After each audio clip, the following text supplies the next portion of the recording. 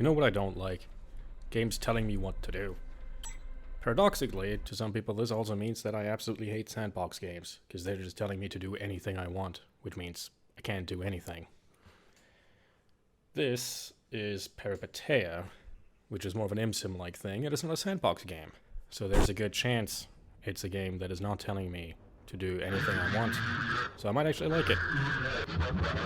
This is the tutorial here, which I should note, the first time I played this game, I of course did not play this, because by labeling this a tutorial, the devs are telling me to play it.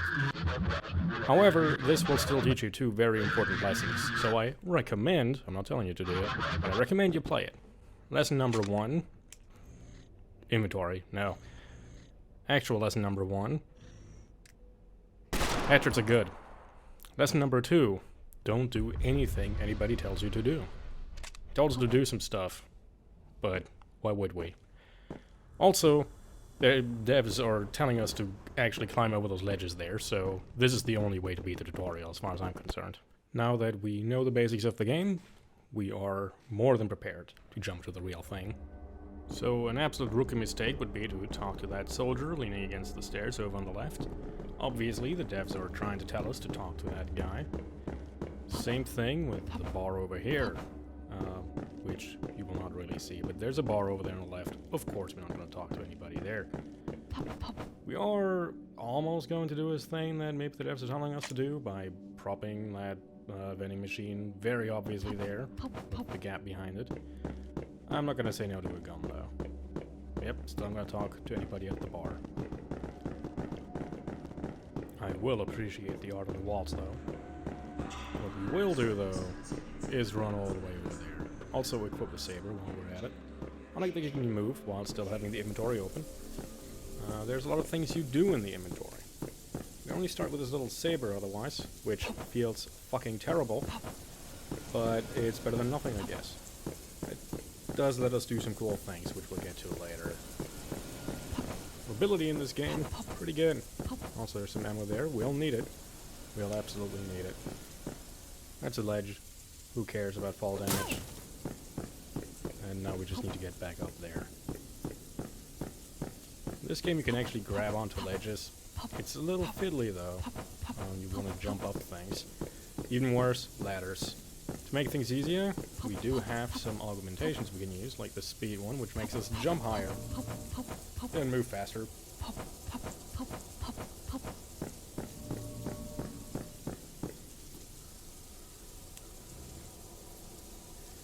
And right here in this container is one of the most useful guns in the game, the Stachkin, which is suppressed. There is one little caveat to it, which we'll get to. I was trying to grab onto the ledge here from the side, it didn't work, took some damage, who cares. And the system for grabbing onto ledges as you drop down is actually pretty good. Works 95% of the time. You actually saw one of the cases where it didn't work there, but it wasn't bad, didn't really take any fall damage. Of course we're not going to take the stairs the way normal people would. Somebody might tell you to do that. Same thing here. Gotta cut those corners. So something interesting the saber lets us do is it lets us climb onto walls. You can jab it in there and then jump onto it. As I said though, the saber feels bad. It's just not enough of a connection between what you see happening on screen and what is actually happening. As you can see there, it really feels like I should be stabbing into the wall. I finally managed it. Can't seem to grab onto it from here. I don't know why. I think you should be able to grab onto it. I mean, you are able to grab onto it under the right circumstances. You can also just stand on top of it. So that's useful for speedrun strats, I guess. So since nobody told us to take the gondola over to the apartments, we're free to do it. Let's do it. Also, I shouldn't say the apartments. Actually, we're going to a fusion reactor. Fusion reactor? Some kind of reactor. I don't know. Don't ask me how I know that. I definitely didn't talk to anybody. And I never did anything anybody told me to do in this game. Well, that latter thing is actually true, sort of. But yeah, got a good look at the environment, and pretty much everything you see here is a place you can go, which is pretty cool. The sense of space in this game is actually really good. As you start exploring around and you find yourself in places where you realize, wait a second, I saw this place earlier from another point of view. I didn't even realize I can go here. Falling down here is also really fun because you end up in places you didn't realize you would go. A lot of them don't really have much in them, I think, but I don't know. This game area is actually pretty large, and it is almost entirely freely accessible. And remember, headshots are good. Not a huge problem taking that guy out, right? So clearly this gun is horribly overpowered, and we'll never need to use anything else in the game. There's a little bit of a stealth system in this game. There's the noise meter at the bottom left, next to the portrait of Marie here, who is well, our protagonist. She's some kind of cyborg. There's also a light meter. From what I could tell, enemies can generally see it pretty well. They also die easily to headshots. So unless you're really fully dark, it doesn't really seem to matter much. And yeah, the AI, I don't know, just kind of running around. You can see, this is going to be a walk in the park, right? Absolute easy mode. No challenge here. Oh, hold on. There's a guy right there. If you don't hit their heads, if you do not listen to lesson 1, you die. Interestingly, after the load, it seems like the enemies have disappeared.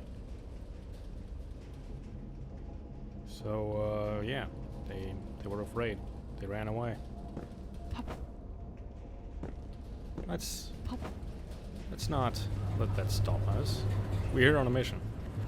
On a mission to do something. Whatever we want. With this many enemies around, it feels like somebody's telling us not to go that way. Well, the enemies aren't around. So, I mean, they were. Except there's some more. Somewhere. You can hear them. So yeah, clearly this is the way to go. The way we're not supposed to go. And it sounds like the enemies didn't disappear. They're right there, shooting at us. I have no idea what happened there. And of course they're here too. And you die to one hit from a shotgun, potentially. So yeah, let's not dawdle around right in between them. Try to climb this ladder, which is as finicky as it used to be. Don't like that. They added something in the update to tell me what to do in the tutorial, which made it objectively worse, but they did not make climbing ladders any better. So let's go back to the thing that definitely some people would tell us not to do, which is trying to cheese things.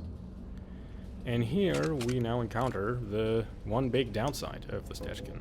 There are no spare magazines for it. In this game you have to manually load magazines. You can only reload a gun in real time with R if you have magazines for it. Since there are no magazines for this one except the one that it comes with, I will always have to reload it from the inventory, which means I cannot use this very well in a firefight where I'm getting shot at. Unless maybe I'm in a position like this. And just like that, all the enemies are dead. And we load the last 10 rounds in it. We also note we are getting the +1, because rounds in the chamber will not be unloaded if you unload the magazine. Also don't ask how that Polish carbine got in there. There might have been something happening off screen. Not much, honestly. I just killed the guy upstairs again and took his gun. Which, wait, did I do that last time? Shit. I'm losing track of the timelines in the editing here. It's time to loot now. More inventory stuff. And I think this is a really fun thing to do in the game. It makes sense. It's intuitive if you kind of know how guns work. It might throw some people off. And it means that there's a clear pacing to looting enemies and engaging with this kind of mechanic. You can't just do it whenever you want. If you pick up a gun off the ground, well, yeah, you better be prepared to only have one magazine for it, unless you took some time to prepare ahead of time, which I just think feels rewarding. Also not taking that gun. I will take its ammo, though. which you have to unload from the magazine. And there's some more people behind us. Luckily, we can sometimes headshot, so we're safe. Unless this happens, which is exactly why I like this system. Getting dropped on while looting, because it is such an elaborate process, is a thing that can actually happen in this game. So you better make sure you're safe. Or you have immense luck, like I do, and survive with 1 HP. The good thing is, we now have a shotgun. Could have gotten another one earlier in the game, but this one's the better one. And even better, there's another one right here, somewhere. Also note how the guns we dropped do not have magazines in them because we took them out. Also, if you right-click without a gun selected, you can zoom in and you can immediately get the description text of items. You can get these from the inventory too. They're actually quite good. I mean, that one there isn't very interesting, to be fair, but some of them are pretty funny. And here's another shotgun, which is cool because we want ammo. Scrounging ammo is absolutely a thing in this game. I like it. I really like the whole preparation aspect that this game offers because of these more elaborate inventory mechanics. And there's some more people over there. Let's try the good old headshotting again. But this time with this gun, which has a scope, so I can show off a little bit how sights work in this game. It's somewhat reminiscent of games like Orchestra. And that other guy just kind of disappeared. Nope, there he is. Shooting from the hip, though, sights. Honestly, superior 80% of the time.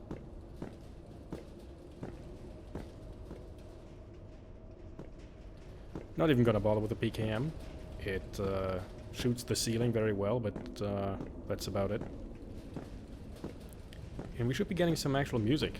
Well, I shouldn't say that. The ambient music in this game is good too, but the action music in this game, I much prefer. Well, you know, different purposes and all of it.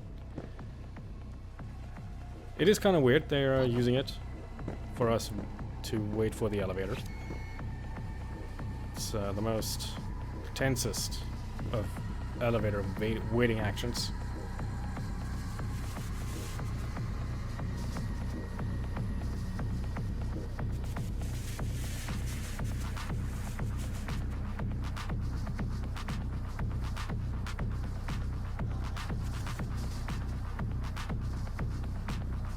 Well, actually, we just have to press the button again. The first button press is just to unlock it with the keycard. I did want to show the music, though. A little bit, you know, meta talk here. There's actually a whole fight that's supposed to happen in there. It didn't really happen. Which is good in my book, because it means I did something I wasn't supposed to. If you approach it from the other floor, like from the bottom, there's a whole thing going on there. And now we have a long hallway. Which is not as long as I remembered it, because I almost ran right into those dudes. Luckily, we still have the Stetchkin. 5 rounds left. That's all we need. Because up here, my headshots work again.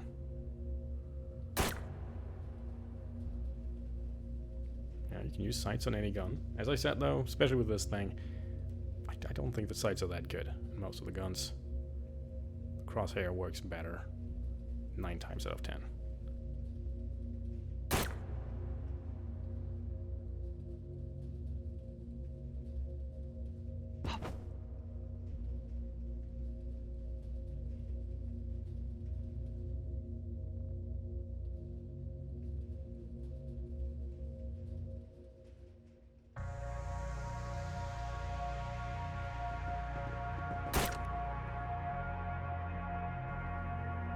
And yeah, no ammo left for the Stetchkin, but he's also the last guy, so we can go loud and use something with the scope, which makes the headshot even easier. Now we gotta loot these lockers. One might call this a boss fountain. And you know what that means. If there's a boss fight ahead, we're not doing it. Still gotta heal up though, just to be safe. 1 HP is a little, dicey. And we can use that energy to, of course, run away from the boss fight. Oh, and by the way, this is how hacking works. Yep, it's very hard. You're literally just supposed to mash the keys.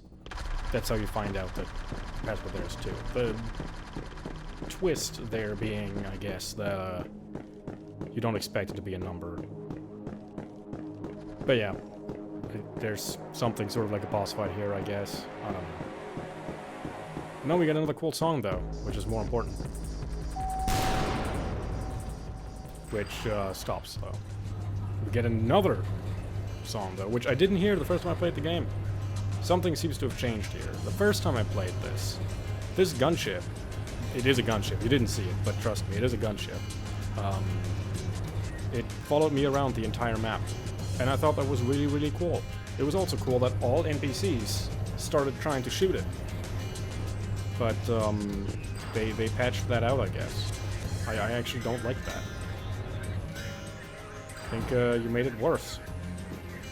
Either way, we're almost done here.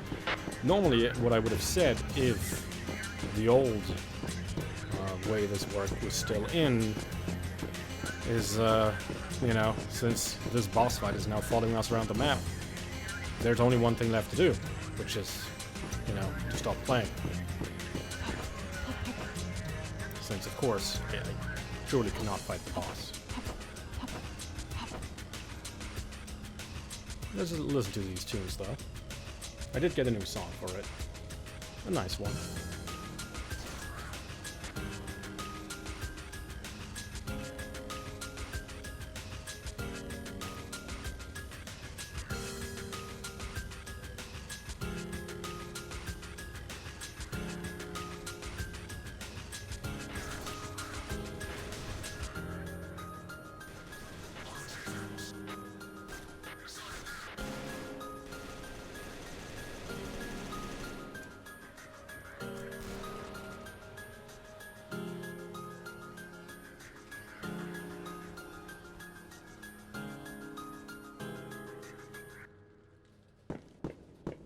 That was the song. But yeah, see how boring this is without a gunship firing at you. And then sometimes quick loading does that. Not quick loading. Loading a new area does something like that to you. I just suddenly fell off there. And now I'm here. The situation I told you about before. I have no idea where I am. But I know I am. The game doesn't just insta-kill you if you get into certain areas. However, that's not really where we want to be. Instead, we want to be over here, on our way out. By the way, that door there was locked. Not that that would stop us.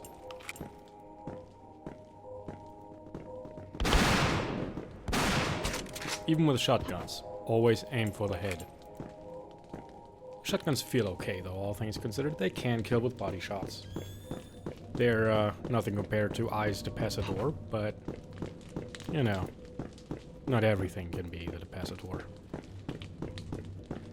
So now that we've done something, we did upload a virus onto the reactor computer. I don't know what kind of virus. I don't know why we did it. You know, it's not like anybody told us to do it. I think we've done about everything we can that nobody is going to tell us to do. So it's time to end the mission. I'd say it was a big success. We might have caused things to happen. Like that, maybe? Nobody told us to do it, though. So, it's a win, as far as I'm concerned. It almost takes longer to watch this than to actually get to the end of the game. All said and done, though, there's one element I like about this game that I haven't really shown off, and that's the writing. I like it. It's punchy.